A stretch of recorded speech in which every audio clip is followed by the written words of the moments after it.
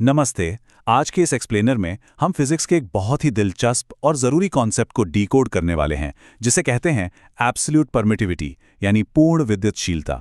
आज हम गहराई से समझेंगे कि आखिर अलग-अलग पदार्थ इलेक्ट्रिक फील्ड्स के साथ कैसे बर्ताव करते हैं। सुनने में ये थोड़ा जटिल लग सकता है, लेकिन यकीन मानिए, हमने इसे इतने आसान और लॉजिकल तरीके से तैयार किया है कि एकदम शीशे की तरह साफ हो जाएगा। तो चलिए बिना देरी किए जल्दी से देख लेते हैं कि आज का हमारा एजेंडा क्या है। हम 4 मुख्य बातों पर फोकस करेंगे। सबसे पहले इसकी सटीक परिभाषा, फिर इसका मूल गणितीय संबंध, उसके बाद सापेक्ष और निर्वात विद्युतशीलता के बीच का अंतर और अंत में इसे मापने के तरीके और इसकी इकाइयां। आइए सबसे पहले इस कॉन्सेप्ट की नींव पर चलते हैं और समझते हैं कि पूर्ण विद्युतशीलता की असल परिभाषा क्या है।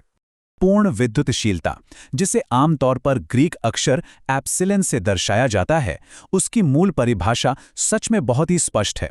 अगर आसान भाषा में कहें तो ये किसी भी पदार्थ की वो क्षमता है जिससे वो एक इलेक्ट्रिक फील्ड का विरोध करता है और साथ ही उस ऊर्जा को अपने भीतर रोककर या कह लें कि स्टोर करके रख सकता है। यही इस पूरे विषय का एकदम बुनियादी सिद्धांत है। अब इस परिभाषा को जरा ध्यान से देखते हैं, क्योंकि इसमें 2 अलग-अलग बातें छिपी हैं जो बहुत ही महत्वपूर्ण हैं। बात सिर्फ इलेक्ट्रिक फील्ड का विरोध करने की नहीं है, बल्कि उस ऊर्जा को अपने भीतर संग्रहित करने की, यानी स्टोर करने की जो क्षमता है, वो भी उतनी ही अहम है।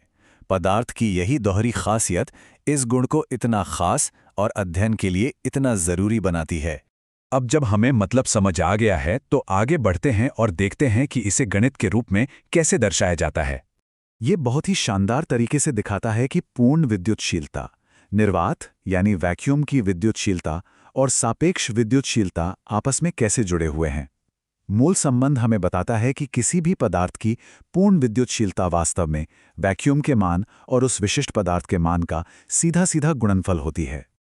आइए इस समीकरण को स्टेप बाय स्टेप समझते हैं ताकि ये बिल्कुल विजुअलाइज हो सके। सबसे पहले हम शुरुआत करते हैं मुक्त स्थान या वैक्यूम की विद्युतशीलता को आधार मानकर। फिर दूसरे चरण में इसे उस खास पदार्थ की सापेक्ष विद्युतशीलता से गुणा कर देते हैं और बस इन दोनों का गुणनफल हमें हमारा अंतिम मान दे देता है, यानी पूर्ण विद्युतशीलता। ये सूत्र पूरी तरह से तार्किक है और याद रखने में भी बहुत आसान है। तो अब चलिए इस फॉर्मूले के उन 2 मुख्य हिस्सों को थोड़ा करीब से समझते हैं जिनका हमने अभी गुणा किया था। यहाँ जो मुख्य अंतर है वो एकदम स्पष्ट है। निर्वात की विद्युतशीलता एक नियत मान है, एक कांस्टेंट है। ये सिर्फ खाली जगह की क्षमता को दर्शाता है और प्रकृति में कभी नहीं बदलता। जबकि दूसरी तरफ सापेक्ष विद्युतशीलता पूरी तरह से एक अनुपात है, एक रेशियो है। ये सिर्फ ये तुलना करता है कि कोई विशेष पदार्थ खाली जगह या वैक्यूम की तुलना में कितना अधिक इलेक्ट्रिक फील्ड का विरोध कर सकता है। तो यहाँ ध्यान देने वाली सबसे महत्वपूर्ण बात यह है कि इस सापेक्ष विद्युतशीलता को ही फिजिक्स में डाइलेक्ट्रिक कांस्टेंट के रूप में भी जाना जाता है। ये खाली जगह के साथ एक बेसलाइन तुलना के रूप में काम करता है। जैसा कि सूत्र में दिख रहा है, इसे निकालना बहुत आसान है। बस पदार्थ की पूर्ण विद्युतशीलता को वैक्यूम की विद्युतशीलता से डिवाइड कर दीजिए।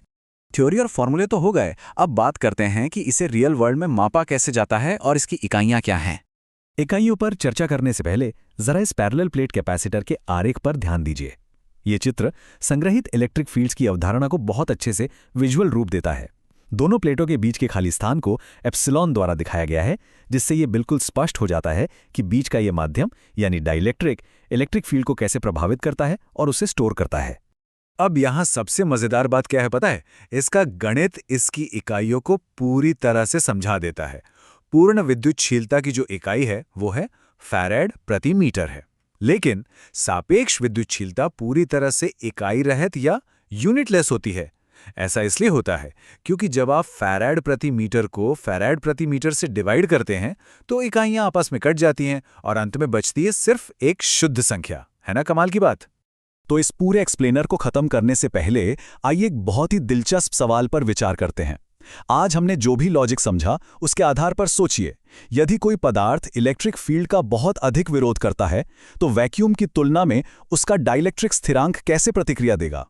ये एक सीधा संबंध है जो इस पूरी थ्योरी को वास्तविक दुनिया के इस्तेमाल से जोड़ता है। इस बारे में जरूर सोचिएगा। आज के इस विस्तृत विश्लेषण में जुड़ने के लिए बहुत बहुत धन्यवाद।